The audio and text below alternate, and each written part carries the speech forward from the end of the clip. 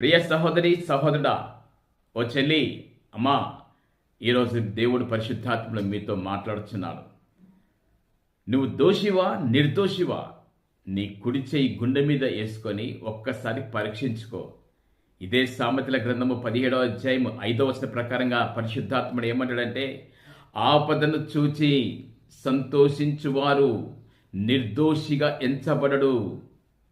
నా ప్రియ సహోదరి సహోదరా, నీ స్నేహితులనే కానీ, నీ శ్రేయభిలాషులనే కానీ, నీ బంధుమిత్రులు కానీ శ్రమలో ఉన్నప్పుడు, బాధలో ఉన్నప్పుడు, కష్టంలో ఉన్నప్పుడు వారిని చూసి నువ్వు సంతోషించావా? అనరాని మాటలంటూ, సూటిపోటల మాటలంటూ వారిని హింసించావా?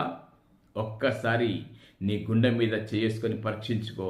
నువ్వు నిర్దోషివా దోషివా? పరిశుద్ధాత్మని ఈరోజు నిన్ను అడుగుతున్నాడు. ఒకవేళ కనుక నువ్వు హేళన చేసినట్టయితే, వారిని హింసించినట్టుంటే, దేవుని సన్నిధికి వచ్చి ప్రార్థించినట్టుంటే, నీ క్షమాపణ